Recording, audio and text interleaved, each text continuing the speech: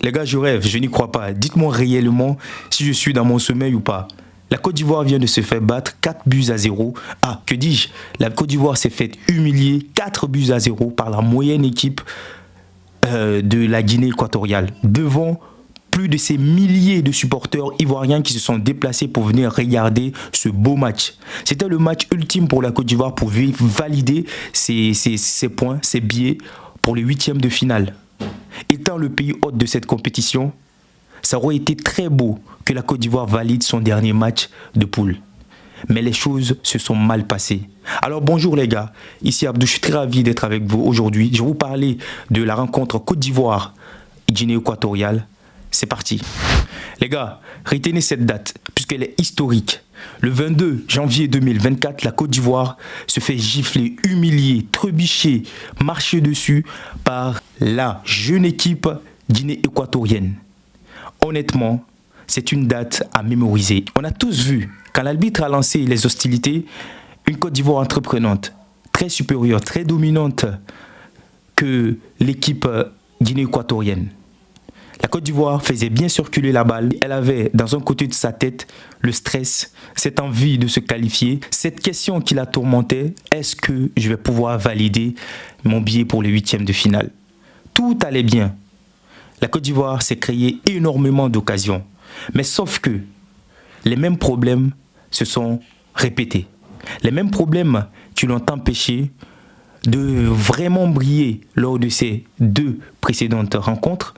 Je veux parler face à la Guinée-Bissau ou face au Nigeria, puisque face à la Guinée-Bissau, elle aurait pu marquer beaucoup de buts. Et face au Nigeria, elle aurait pu se sauver pour ne pas être vaincue dans cette rencontre en marquant des buts. Mais sauf que la Côte d'Ivoire n'arrive pas à marquer des buts. Elle n'arrive pas à être lucide devant les buts. Ça s'est répété, on l'a vu. Nicolas Pepe qui a eu plusieurs occasions, mais qui les manque comme si rien n'était. On a vu plusieurs joueurs ivoiriens qui ont manqué des occasions. Honnêtement, c'était terrible. Une équipe qui veut gagner, elle doit être sans état d'âme. Mais l'équipe de Côte d'Ivoire en première mi-temps n'a pas compris ça. Et c'est là qu'elle a échoué. Parce que la Guinée équatoriale a compris ce jeu, je vais dire ce schéma ivoirien. Et elle est allée en contre. Et la contre-attaque de la Guinée équatoriale est allée très vite. Je dois vous dire que la Côte d'Ivoire a eu plus que 5 occasions en première mi-temps, mais elle n'a concrétisé aucune occasion. A contrario, la Guinée équatoriale, elle, en a eu seulement qu'une en première mi-temps. Et sa seule occasion, elle l'a concrétisée, elle l'a validée. Parce que quand Capo a pris la balle, elle a fait un très beau débordement. Et un débordement très simple. Parce que j'ai vu les défenseurs ivoiriens qui ne se paniquaient même pas de venir l'arrêter, le stopper. Ils l'ont laissé partir tranquillement. Il était un électron libre dans la défense ivoirienne. Il est allé jusqu'à ce que servir Emiliano Nsou au point du penalty. Et finalement, les Équato-Guinéens marquent le premier but. Ils prennent confiance.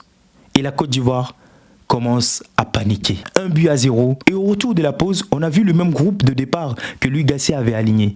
Avec le même système de jeu, le même schéma, la même formation. 4-3-3. La Côte d'Ivoire jouait avec 3 milieux de terrain. Mais je vais y revenir. Je vais quand même aller sur les points importants de cette rencontre. Au retour de la pause, la Côte d'Ivoire a commencé à multiplier à nouveau les occasions, mais sans être concluante. Sans avoir de la lucidité, Christian Kouamé, qui avait l'occasion d'égaliser le but, il n'a pas pu. Sangaré, qui voit son but refusé, et ça s'est multiplié. Et les Équato-Guinéens, eux, avaient dès la première mi-temps compris le système de jeu ivoirien. Donc, au retour de la pause, ils ont aligné 5 défenseurs et ils sont prêts pour aller en contre-attaque. Parce qu'ils savaient que la défense ivoirienne, elle avait des failles. Jusqu'à ce que Franck Kessié fait un mauvais contrôle et la balle se retrouve dans la main de l'attaquant guinéen-équatorien qui part en contre-attaque. Et finalement, Boli, qui ne voulait pas donner une occasion de but, a décidé d'arrêter le ballon avec sa main. Et c'est là que tout va changer. Tout va partir au cauchemar. Puisque Pablo Gané, il va prendre le ballon pour se servir, pour exécuter ce coup franc, ce coup de pied arrêté. Je dois vous rappeler que les Guinéens équatoriens avaient déjà eu à la 53e minute un premier coup de pied arrêté. Et ils ont testé le gardien de but ivoirien Fofana. Et cette fois-ci, c'était à Pablo Gané qui évolue, je crois bien, en deuxième division espagnole, de l'exécuter. Et c'est très bien fait. Il enroule parfaitement le ballon pour aller le déposer dans la cage ivoirienne. 2-0. là, tout vire au cauchemar. C'est l'histoire qui est en train de s'écrire. C'est la Côte d'Ivoire qui est en train de se faire dominer. Honnêtement, on pensait qu'avec ces 2 buts-là, la Côte d'Ivoire allait peut-être créer quelque chose de nouveau, créer l'exploit. Les milieux de terrain, les défenseurs, ils sont tous montés en contre-attaque. Ils sont tous montés en attaque pour essayer peut-être d'égaliser le but. Et c'était là la plus grosse erreur de la Côte d'Ivoire. On voit Kessié qui prend le ballon, il rate sa relance. Et sa relance, ça va se loger dans le pied d'un joueur guinéen-équatorien qui part très rapidement en contre-attaque. Et ce contre va coûter le 3e but à la Côte d'Ivoire. Vous imaginez ce qui s'est passé, ce qui est en train de se passer avec la Côte d'Ivoire? Mais non, le pays hôte de cette compétition qui est en train de se faire humilier. 3-0, les gars. Mais c'est fou, c'est dingue, c'est incroyable. Les joueurs ivoiriens sont découragés, ils sont perdus, ils sont démunis devant l'équipe de la Guinée équatoriale. Et finalement, ça se voyait. La Côte d'Ivoire a commencé à relâcher le jeu. Jusqu'à ce que la Guinée équatoriale part en contre-attaque. Sam prend le ballon, Ndika qui attend, regarde dans les yeux, il recule avec la balle. Et Sam, très intelligent, part dans la profondeur. Finalement, 4e but pour la Guinée équatoriale. Là, c'est l'histoire, c'est le drame, c'est le chaos. Honnêtement, les gars, il fallait que je cite toutes ces actions-là. Pour ceux qui n'ont pas suivi le match, mais je vais vous donner mon point de vue sur les 2 équipes. Le classement de départ, la formation. Honnêtement, je n'étais pas convaincu des 11 rentrants de la Côte d'Ivoire. Et la Côte d'Ivoire ne devait pas jouer avec Seko Fofana, Kessié et Sangaré. Ce sont des joueurs qui ont quasiment le même système de jeu, qui jouent quasiment le même poste, qui sont difficiles à venir aider la défense, qui ont un repli très lent. Et ça s'est vu, ça s'est payé cash. Malgré qu'ils étaient face à une moyenne équipe, parce qu'il faudrait le dire, je ne dis pas que la Guinée équatoriale est moyenne dans cette Coupe d'Afrique, elle est en train de faire sensation, mais on sait que dans le classement FIFA, la Guinée équatoriale n'existe même pas. Mais le milieu de terrain ivoirien a trébuché face à un jeune milieu de Guinée équatoriale qui n'est pas expérimenté comme les milieux de Côte d'Ivoire. Vous savez pourquoi? Parce que ça s'est joué dans les détails. Le milieu ivoirien était très lent. Et il ne fallait pas aligner, j'ai toujours dit ça. Louis Gasset fait cette erreur d'aligner Fofana, Sekou et Kessié. Mais non, on ne fait pas ça. Il faut avoir du sang frais parmi ces joueurs-là. D'ailleurs, ce sont des joueurs qui sont en avance d'âge. Il faudrait un jeune, il faudrait Lazare qui peut peut-être jouer, ou Cotonou. D'ailleurs, les gars, je ne sais pas pourquoi Cotonou, il ne joue pas. Ça aussi, c'est une grosse erreur.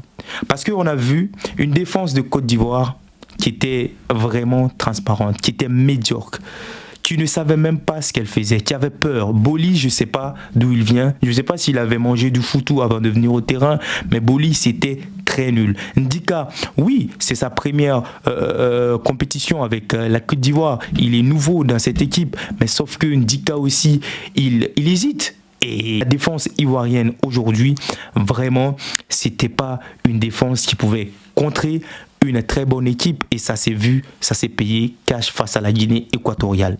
Les gars, Cotonou, je dois vous dire que c'est le joueur le plus polyvalent de cette défense ivoirienne. Mais depuis le début de cette CAN, il n'a disputé aucune minute. On a vu aussi à la rentrée de Max Alain Gradel, le jeu a commencé à changer.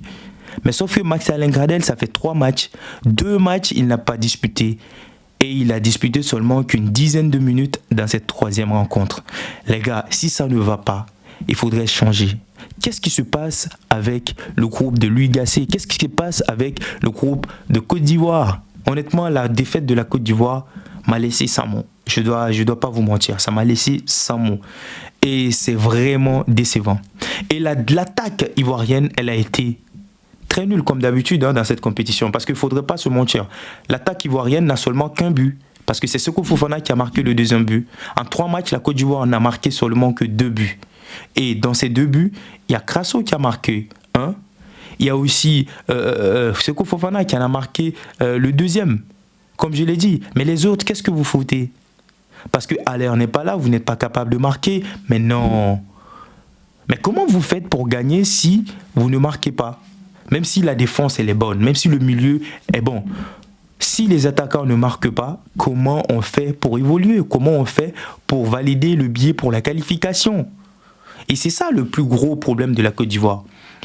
Imaginez-vous que les 2 derniers matchs de la Côte d'Ivoire, elle a été incapable de marquer minimum un but dans les 2 90 minutes.